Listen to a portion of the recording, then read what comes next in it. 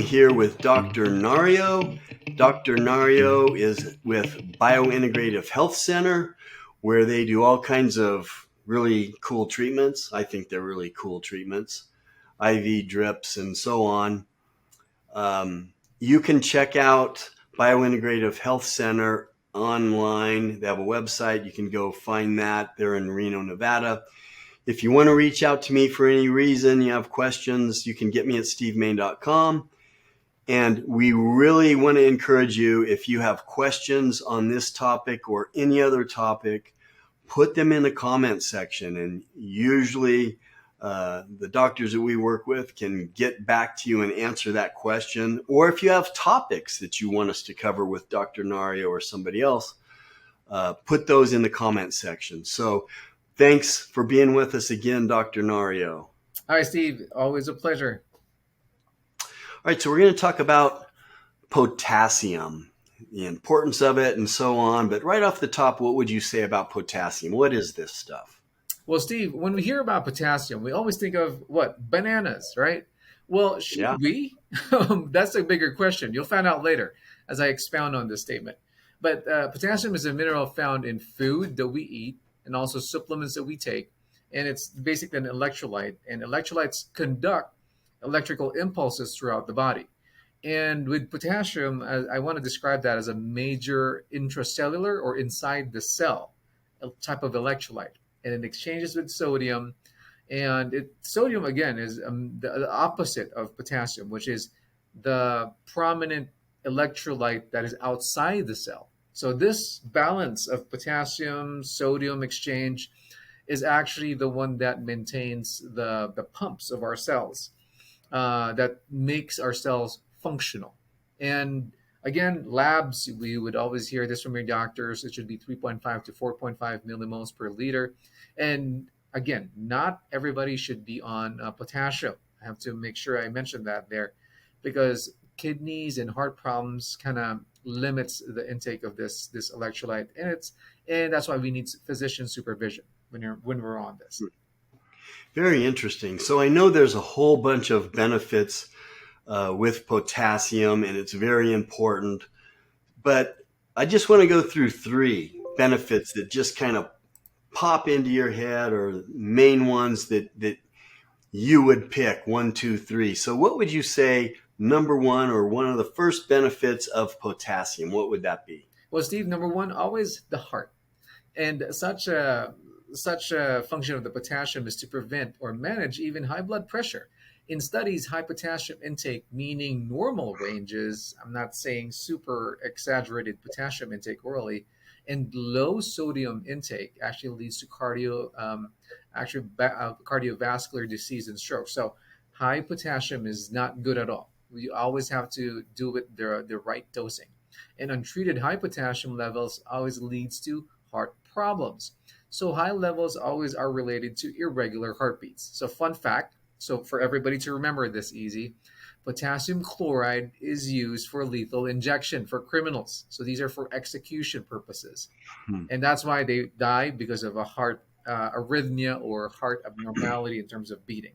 But if you have normal kidneys and a normal heart function, rare levels will occur in your body.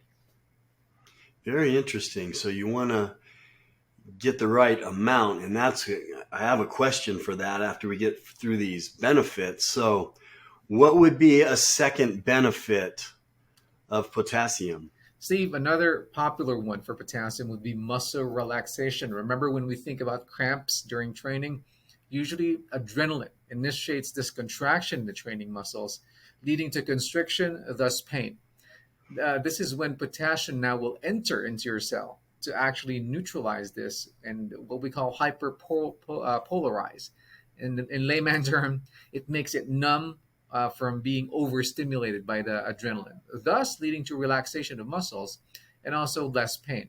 Reason why it's part of the hydration drinks that athletes drink, such as Gatorade, right? Or Powerade, which I'm not a big fan of, but that's usually how we connotate that. Okay.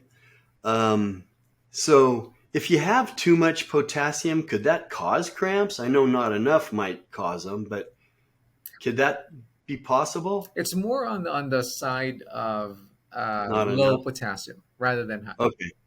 Okay. So give us a third benefit. The third one, Steve, is always nerve conduction or brain function. Nerve impulse is the electrical signal that passes along the nerves from brain muscles to muscle contraction to neurotransmitters in their brain.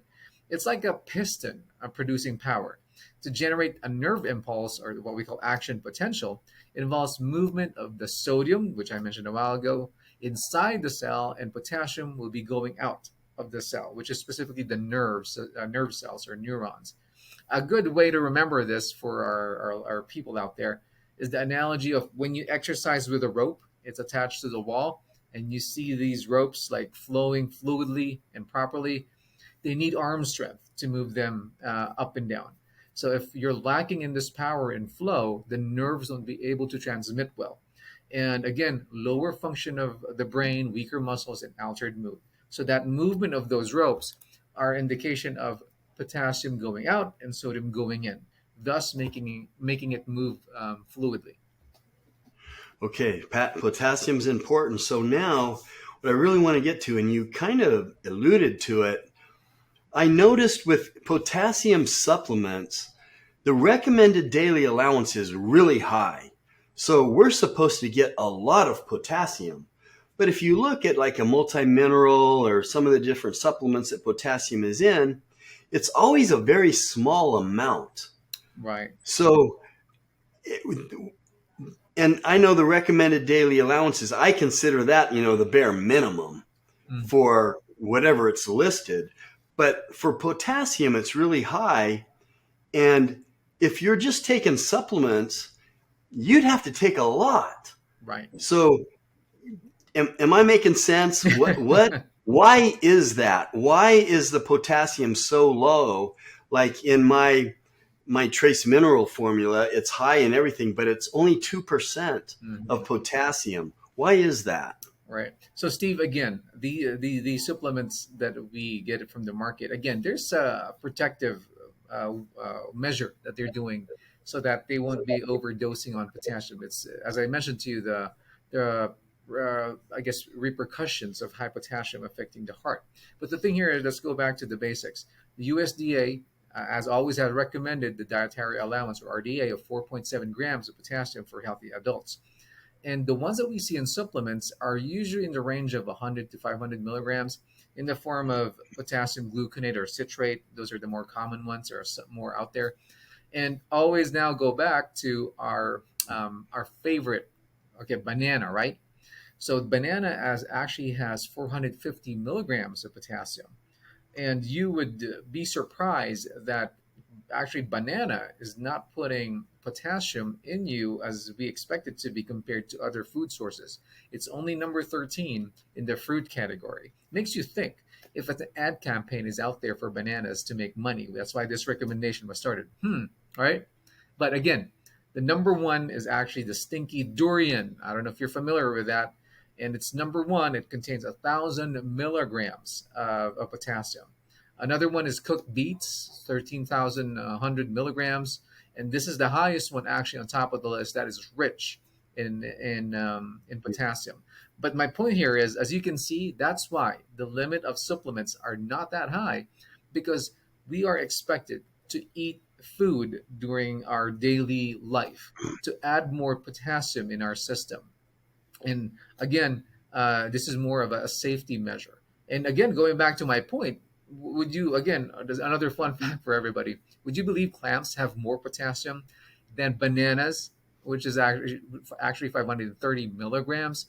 So when you think you're low, instead of grabbing banana, maybe grab a durian, a beet, or a clam. So it's probably better than anything else. So I'm thinking there's quite a bit of potassium in leafy greens.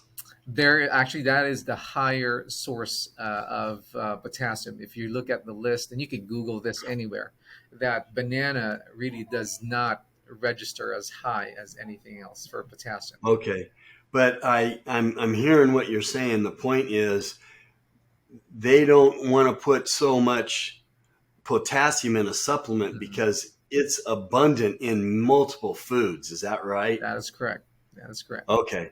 Because if they make it too high, it'd be easy to overdose on potassium, which Hmm. is sounds like one of the things you don't want to. There's a lot of things you don't want to get too much of, but that's a sounds like a big one. Right. Okay. Well, thank you as always, Dr. Noyo, for the great information. That may make me rethink how I supplement potassium. Oh, what about meat? Is it in meat? It is. There is still potassium in animal sources. It's just not as prominent though. It's always But the it's leafy greens. okay. So that means it's pretty much in everything. All right. Yes. So, Dr. Nario, Biointegrative Health Center in Reno, Nevada. Go check out the clinic if you're in the area. If you have questions, reach out to us. Thanks for being with us, Dr. Nario. Well, Steve, thank you for having me again. As we all know, knowledge is power, and thank you for letting me provide you with the edge in longevity and health maintenance, which I call the biological edge or the bio edge.